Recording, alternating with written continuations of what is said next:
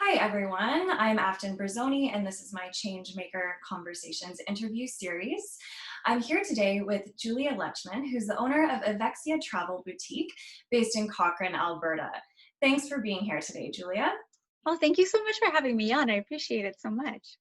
Well, let's start off by telling everyone a little bit about yourself and about your business. Sure.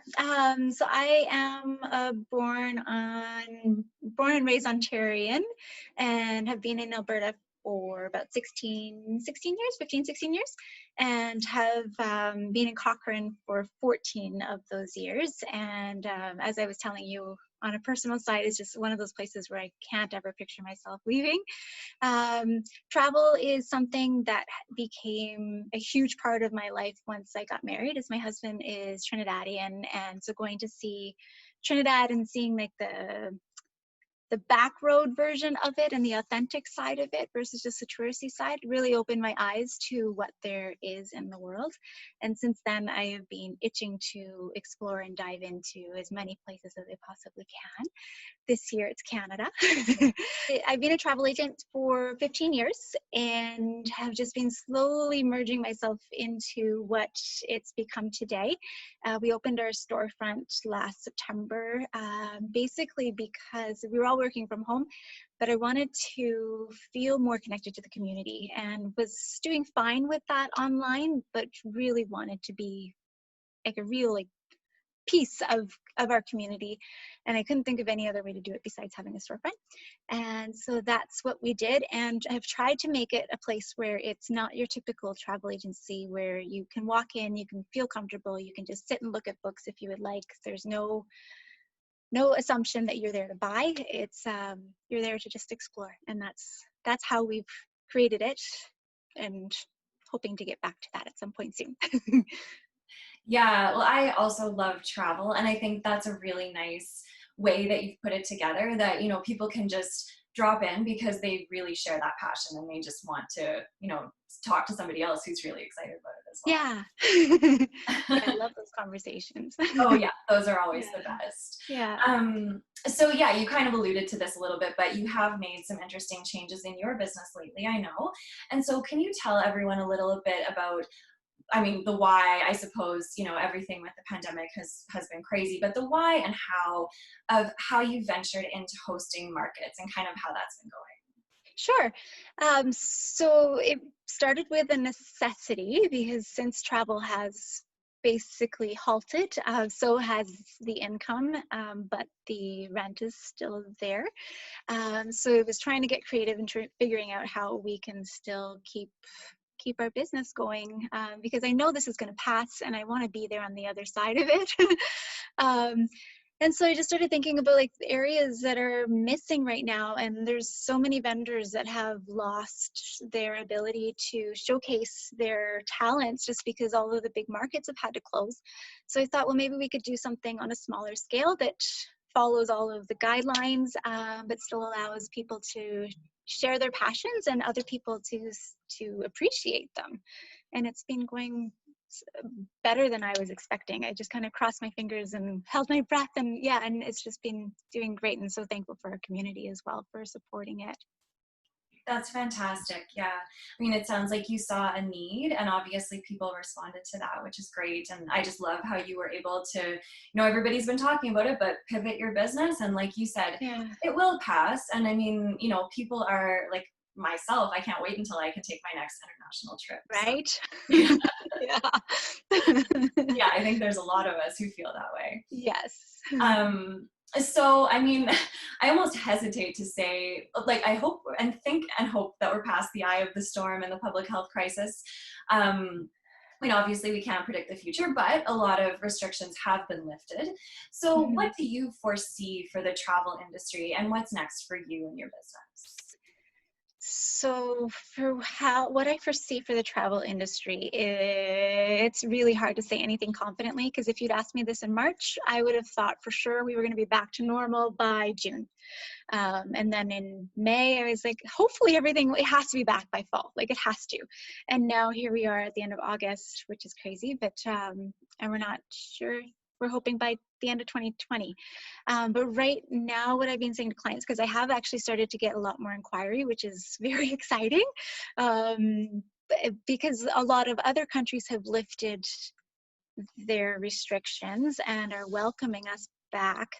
It's so tempting to go, and I want to support clients that want to go, but also have to paint the picture in a realistic manner where our government has still left a travel advisory in place, which if something were to happen again like it did in March, which I can't foresee it happening, but who knows, it leaves you in a pretty tough predicament if you are stranded somewhere that Canada's not going to help because you went on your own accord with the risk in place or the warning in place.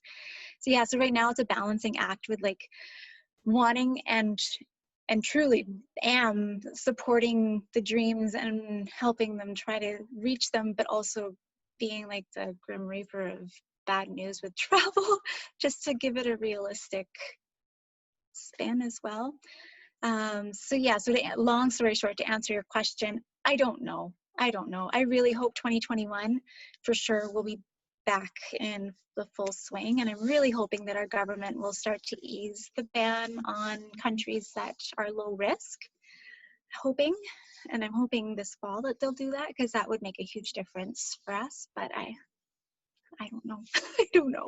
Yeah, no, I think it's wise to like share in that excitement with your clients, but of course, advise them of all the risks, because Yeah, you're absolutely right. And there's so much that could go wrong, so much that could go right as well, but so much that could go wrong right yeah, now. and I think, I think there has been a lot of emphasis, obviously, on exploring your own backyard kind of thing. And I think that even though it may not be travel in the sense of being like further afield that some people want to go, people can Mhm. still have a really great experience or Totally. do something they've never done before. Yeah. Yeah. And I think a lot of us have been realizing just how amazing our country is this summer, which is good.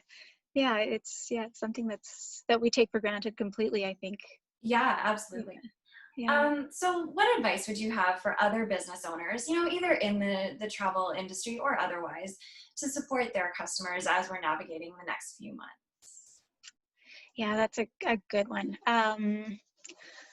I would say to just be consistent in your communication, be honest and open and as raw as you can be. Keep yourself up to date on, I guess, like if you're in the travel industry, ensuring that you're up to date on what's going on with our government and what's going on with restrictions as much as you possibly can. And same with everybody else in their own industry, just keeping in the know as much as you possibly can, so that you still retain your value for your clients, that they can come to you and you're not just like yeah, so still retain your value and be an expert in your field. And then even if you're in an industry like mine where it's somewhat halted, just keeping your presence active with your community is I think going to be huge in what people will remember once we are, I don't even know if you can say on the other side of this, but once it's not quite as whatever this is right now. Yeah, I think that's great advice, because people, take travel as an example. It's like people still want to dream and plan their Mhm. next trip. So, I mean, you can be there helping them do that. Or for any industry, really, it's like if there's a way that it's paused, well, what's the gap that you can sort of fill in the meantime? So, yeah, I think Yeah, that's really great advice. thanks. So before we end off, I want to know if there's anything else you'd like to add, and then I definitely want you to share, your website, all of your social channels, so that everyone can connect with you. Sure. So we're doing, the markets are continuing until the end of September, and then we might do a Christmas market, just depending on where things are at that point. But yes, we have Thursday night markets and then Saturday mornings. And then we're also in the midst of creating a used bookstore element to the shop as well. So I put a post a little while ago on one of our community pages just asking what we're missing, and that was like, it's like every other response was a used bookstore, and that's like my second love, maybe even tied with my first love of travel. But yeah, so we're just in the midst of getting that up and running, and so hopefully by September 1st that will be and open elements so that we can still dream through books as opposed to on planes if we're not able to travel quite yet. Yeah, I love that. I didn't know that. That's super exciting. Yeah, so it's coming. All right. And so, yeah, for everyone to keep up to date with everything that you're doing, can you Mhm. just let them know your website and sort of the, the best social channels to get in touch with? Sure. Yeah. So my website is, so it's evexiata.com. So it's EVEXIATA.com. And Instagram is Evexia, so at Evexia. And then Facebook, I think it's Evexia as well, but either that or Evexia Travel, but I think it's Evexia. I think everything is Evexia. Awesome. Well, yeah, I'll be looking forward to seeing all the exciting stuff that you're doing.